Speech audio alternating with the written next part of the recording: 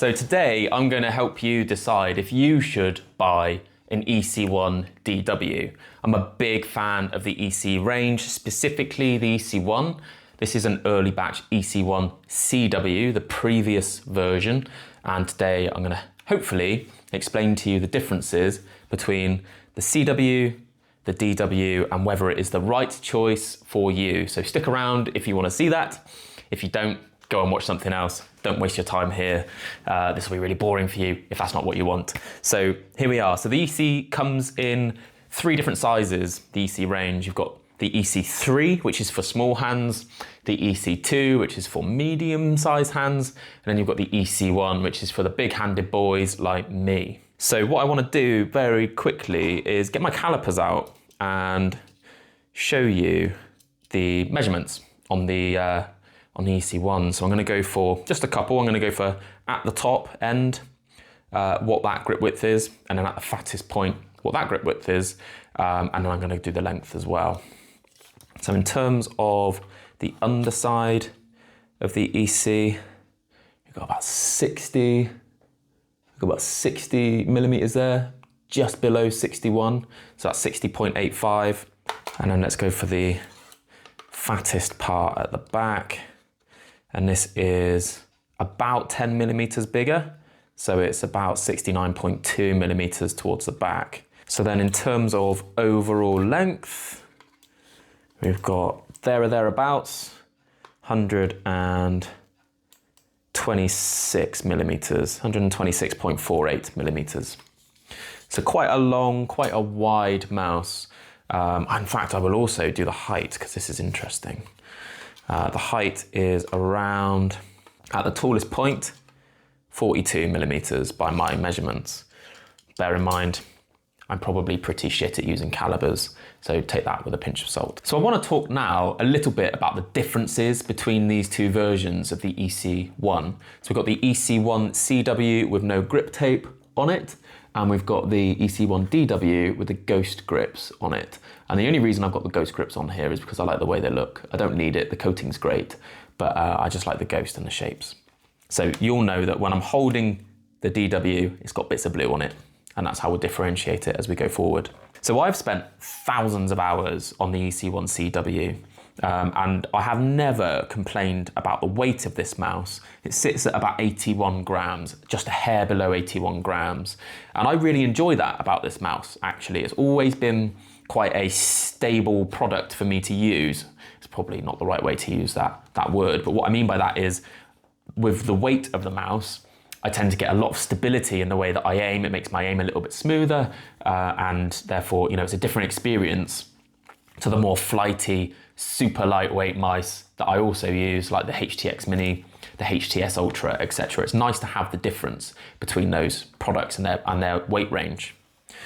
The EC1 DW comes in at about 63 grams, 63.05, which, although there's only sort of 17, 18 grams difference there, it makes such a phenomenal difference to how this mouse feels in your hand. And that alone, I think, if you're an EC1 CW enjoyer, is a big enough upgrade to warrant, if you're in the market for a new mouse, picking up the new one, because it feels so different. It feels completely, so much more responsive, in my opinion, than the CW. And I find that with the CW, when I move it around in my grip, I can feel just a little bit of a tug on my fingertips, because I do like to fingertip this mouse, bizarrely. Whereas with the DW, the new version, I get none of that tug, and it feels great to me to use in a fingertip, in any kind of claw grip and palm grip, and we'll come on to that later. But the difference that weight provides is phenomenal, and I would recommend it purely on the basis of the weight reduction. So the next thing I want to talk about in terms of the difference between these mice is the button implementation. So the clicks on my CW version have aged a bit now. I think I've probably worn them in, and I have noticed significant improvements, clearly because it's a new mouse, in the way the clicks feel on the DW version. Not only because it's a new mouse, I think, but also because they have adjusted, or they must have done, adjusted the click structure in some way, unless I'm just huffing copium here. They feel more consistent across the range of the click. So I'm talking about clicking it in the middle, clicking it towards the outer edges, all feels the same. Whereas on my worn-in CW version of this mouse, it does feel just a little bit different. Not to the point where it's bad and it's not nice to use, but to the point where I notice it subtly in use. The DW clicks feel better to me, and I don't think that that is because it's just a newer mouse. I think they've changed something in the click implementation. It feels good to me. So this is a really early batch EC1 CW, and the scroll wheel is so obnoxiously loud. Listen to this. This is a really polarizing thing for the legacy or the older Zowie mice. And I'm happy to say that the new version of these mice seem to be sort of toeing the line in terms of meeting us in the middle ground. So this is not as loud as the previous one. And it feels great to use. You still get the defined steps that you're accustomed to with a Zowie mouse, but it's not as egregiously loud and imposing and distracting as this one here. So really happy to see that the scroll wheel has been revised and improved. In terms of the mouse feet then, so you can see on the bottom of these mice, we've got a difference in structure to the front mouse foot for the CW and the DW. I much prefer the DW implementation. I personally really enjoy bigger surface areas on my mouse feet, especially when I'm using cloth pads, which I am primarily doing at the moment. So I'm really happy to see that. And that is another worthwhile change and upgrade for the DW series of mice. The DW is also capable of higher polling rates than the CW. That personally isn't a selling point for me, but it will be for some of you. So the DW is capable of 1K, 2K and 4K, whereas the CW mouse is only capable of 1K polling. And then the final change, which is just a really minor point, is just this charging port. It's really just been sort of streamlined and refined. So let me just get my notepad underneath so you can see the difference. If you look at this one kind of smooth around the front, and then this one by comparison has this big bulbous bit. I'll try and get a picture to demonstrate that a little bit better, but you can see it there maybe. That bit doesn't exist on the newer model. So those are the main differences between these revisions of the EC1. And the biggest point there that I really want to emphasize is the weight.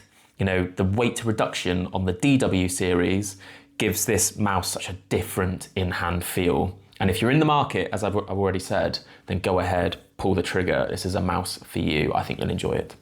So in terms of shape then, so the EC series is basically the ergo mouse that all other brands tend to copy. Its characteristics are that it's asymmetrical, it has different shape on both sides, and this is intended to give a more natural hand and finger position. Your thumb has a nice area to kind of rest in on the left-hand side, and your fingers are met with a protrusion or a finger shelf on the right-hand side. This is an ideal shape for claw grip, both relaxed and aggressive claw. It's also pretty good for palm grip. I think that's really what it's intended for, but you can claw this mouse too. I also have a great time fingertipping this mouse, which sounds a little bit counterintuitive, but I'll explain why now. So while the EC1 is quite long and wide compared to most mice, it isn't comparatively tall. And with my hands, I can easily hover over the top of it and fingertip. And because of the reduced weight and the insane surface area on the feet, I get a very controlled and responsive fingertip experience. It's really enjoyable for me. It's not a particularly, I wouldn't say this is a perfect fingertip mouse, but it is a mouse that I've hit high scores on in Kovacs. Not that I do a lot of Kovacs these days, but I've hit high scores on this mouse in fingertip grip specifically, which is kind of strange. One thing that I haven't mentioned is the slant. So there's a slant in the hump. You probably can't see that. If I move out the way, you can. So it goes down like that. And that's kind of intended to mimic your hand's sort of resting position, I think, just for maximum comfort. So those are the real kind of characteristics of an ergo mouse. You've got a slant in the hump, you've got the finger shelf on the right-hand side, and a really nice sort of ergonomic, comfortable thumb groove on the left-hand side. And the click buttons are also at different heights. So in terms of my feedback to Zowie, my wants and wishes, these are all just personal opinion, of course. But I think the only thing I would change about this mouse, if I could, is the height. I would love it if it was just a little bit taller. I've described the EC1 in the past as feeling a bit like holding a riverbed stone. You know, your hand just kind of feels like it's on top of it. But I find that I have a lack of an inner palm presence with this mouse, and I'll explain more in a minute. So by comparison then, I've got the Vaxi AX here, and this is a mouse I really enjoy. I've been using this thing since I reviewed it all those months or years ago, however long it's been now. And by comparison to the EC1, it's much smaller. It's also less wide, so it's not as wide as the EC1, but it is a bit taller, and the hump has a bit more presence in the back end. So this mouse is quite bulbous, really. That's how I would describe it. It feels almost like a mushroom, you know, whereas I'd say the EC1 feels more like a sunflower head, quite flat, but nice. But the AX presence, the inner hand presence, is what I love about this mouse. It's so comfortable to use. It's maybe not perfect for large-handed gamers, but I can use it really comfortably for hours on end without any issue. I would love to see Zowie replicate this inner hand feeling with their EC1 lineup. And I think the best way to do that is to introduce a new product, the EC1 Plus, which is the same dimensions, you know, length and width, but just is a bit taller with a bit more inner palm presence due to that height. I don't think they'll do that, but that's my feedback. That's what I would love to see. If I had a magic wand, that's what I would wish for. I do find that the EC1 hump is great for aggressive claw. So when I pull it into an aggressive claw, I just drag my fingers and thumb back on these ergonomic points on the outside of the mouse. And then this bit here is where my palm makes good contact with the base of the hump, and I get a really nice sort of hugging sensation across the bottom of my palm. It's when I go into palm grip or relaxed claw that I end up with an air pocket between my hand, my palm, and the mouse. So I end up with an air pocket basically in these positions here. I'm gonna have to try and get that off now. But that's like a big air pocket there, and if I want to get that stability on the mouse, I end up having to basically press down a little bit harder than I'd like to get my hand into that position, which over time, you know, through use is not that comfortable. So I tend to just end up with my hand, even in palm grip, almost hovering over the top of it. But I don't know if that's just a unique to me-ism thing that you should also be aware of. So having said all of that, that is a minor nitpick, very specific to me. And I have spent thousands of hours on this mouse, and that's for good reason, you know. Despite the height issue, which again is a nitpick that I've developed over hours and hours of use, I do love this shape. And what I tend to do, the way I personally grip this mouse when I'm not fingertipping it, is I tend to just focus my grip on the outsides. So I get a really nice locked in grip using my thumb and my two fingers. And then it doesn't matter so much then if my palm is floating, because I've already gripped it, the mouse isn't going anywhere, and that's how I tend to grip it. I just sort of squeeze it between my thumb and my two fingers. So I'm going to talk now a little bit about price and value for money. And I think the EC1DW is exceptional value at £130. And you'll have to convert that into your own region's currency. But this product is fantastic for that price point. For that price, you get an enhanced receiver, which is a charging port. You just connect it. When you're low on battery, the LEDs will flash. You can just dock it and it will charge in between play sessions. So you really, with this mouse, don't ever have to worry about the charge of the battery, because when you're not using it, you just charge it up. And in my mind, you know, in my opinion, that is a really nice feature, a really nice quality of life feature. If you don't want to use the enhanced receiver, you can use the normal USB dongle, but I don't know why you wouldn't, unless you were really restricted in terms of space on your desk. This enhanced receiver not only acts as a charging port, but it also is your 4K capability receiver. So if you want 4K, you'll have to use the enhanced receiver and not the smaller one. You'll get a few spare mouse feet options within the box. So you get 2 of the white speed versions, which are PTFE, which I've got on here at the moment. They feel okay to me, but there's also a black mouse foot in here too, which is a more sort of controlled, a slower mouse foot. Maybe if you're playing mostly TAC FPS games, you might want to stick your black feet on instead. I probably will eventually get some aftermarket mouse feet on here, but I don't feel like I need to with the ones that are on here at the moment. They're just not, they're not optimal. You know, they're within the diminishing returns range in terms of what I gain by using aftermarket mouse feet, which is why I haven't rushed to do it. They're good enough as they are at the moment, so I'll leave them on for now. And then finally, you get a genuinely top tier product.